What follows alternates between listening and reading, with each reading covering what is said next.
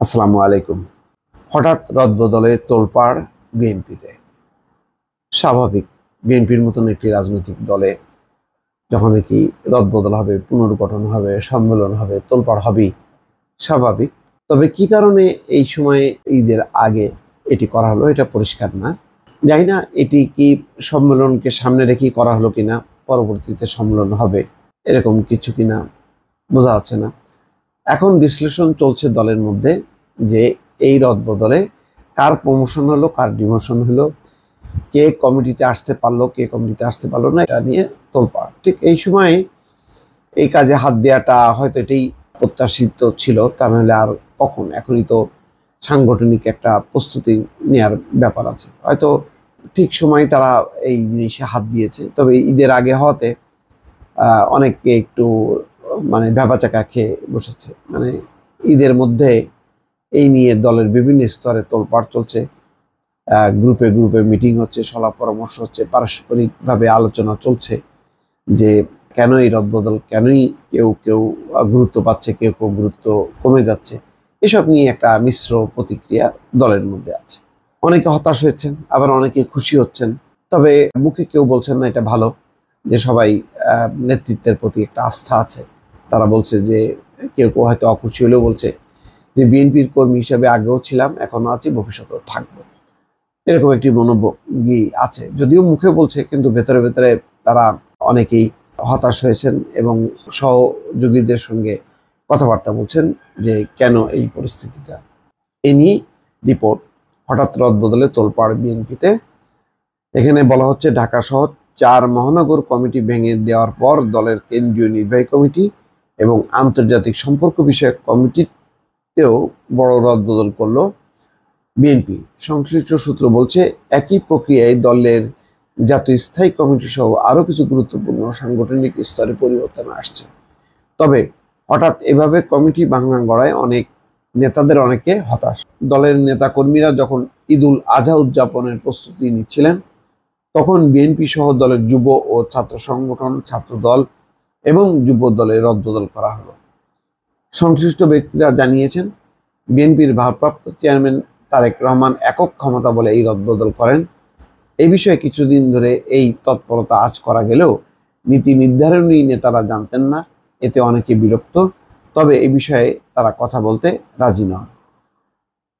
দলটির নেতারা এই ওলট পালটে কার্যত বিএনপির পরবর্তী কেন্দ্রীয় সম্মেলন অনুষ্ঠানের প্রাক প্রস্তুতির ইঙ্গিত হিসাবে দেখছেন। তাদের ধারণা কেন্দ্রীয় নির্বাহী কমিটিতে আরও রদবদলের পর দলের শীর্ষ নেতৃত্ব একটি পরিকল্পিত সম্মেলন অনুষ্ঠানের দিকে যেতে পারেন। কারণ রাজনৈতিক দল হিসেবে নিবন্ধন রক্ষায় সম্মেলনের মাধ্যমে কেন্দ্রীয় কমিটি গঠনের ব্যাপারে নির্বাচন কমিশনের বাধ্যবাধকতা রয়েছে। সর্বশেষ বিএনপির জাতীয় সম্মেলন হয়েছিল 8 বছর আগে, 2006 সালের মার্চে। যদিও দলের গঠনতন্ত্রে 3 বছর সম্মেলনের পরপর সম্মেলন করার বিধান রয়েছে, এখন সম্মেলন না করে সংবাদ বিজ্ঞপ্তি দিয়ে কমিটিতে এই রদবদল আনা হলো। ভালো, এটা এখন রদবদলের ব্যাপারে কেউ কেউ বলছেন বেশি আলোচনা বিএনপির চেয়ারপারসনের উপদেষ্টা পরিষদ ও কেন্দ্রীয় নির্বাহী কমিটির 44টি পদে রদবদল এবং 29 সদস্যের আন্তর্জাতিক সম্পর্ক বিষয়ক কমিটি পুনর্গঠন নিয়ে।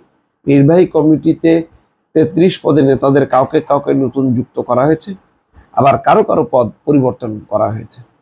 এই রদবদলে উপদেষ্টা পরিষদে 11 জনকে যুক্ত করা হয়েছে। তাদের মধ্যে রয়েছেন জহিরুদ্দিন স্বপন ও মেজর জেনারেল অবসরপ্রাপ্ত মোহাম্মদ শরীফউদ্দিন।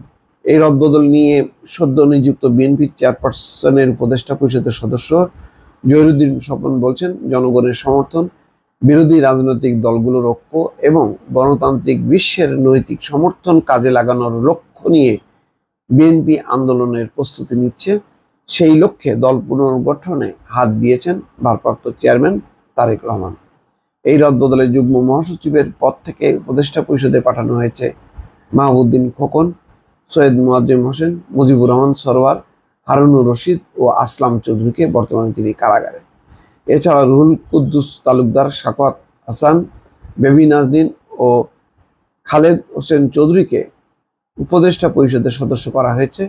আবার 2 সাংগঠনিক সম্পাদক সৈয়দ ইমরান সালেহ ও আব্দুস সালাম আজাদকে যুগ্ম মহাসচিব করা হয়েছে। ভাইস চেয়ারম্যান করা হয়েছে আসাদুজ্জামান রিপন। বিএনপি নেতাকর্মীদের কেউ কেউ বলছেন সাংগঠনিকভাবে দক্ষ কয়েকজন নেতাকে যুগ্ম মহাসচিব পদ থেকে চেয়ারম্যানের উপদেষ্টা পদে পদায়ন করা হয়েছে, তাদের উপর তারেক রহমান সন্তুষ্ট ছিলেন না। বিভিন্ন কারণে কিছু নেতার উপর মনক্ষুণ্ণ, এই কারণে তাদের সাংগঠনিক পদ থেকে সরিয়ে দেওয়া হয়েছে। তাদের মধ্যে একজন সৈয়দ মোয়াজ্জেম হোসেন। তো সাবেক এই যুগ্ম মহাসচিব গত রাতে বলছেন, ভালো খারাপ কিছুই বলবো না, যতদিন বেঁচে আছি বিএনপির কর্মী হিসেবে কাজ করে যাব। দেখা যাক এখন কর্মী হিসেবে কতজন কাজ করে যাওয়ার মতন দৃঢ় প্রত্যয় আছে। দর্শক ভালো থাকবেন, আল্লাহ হাফেজ।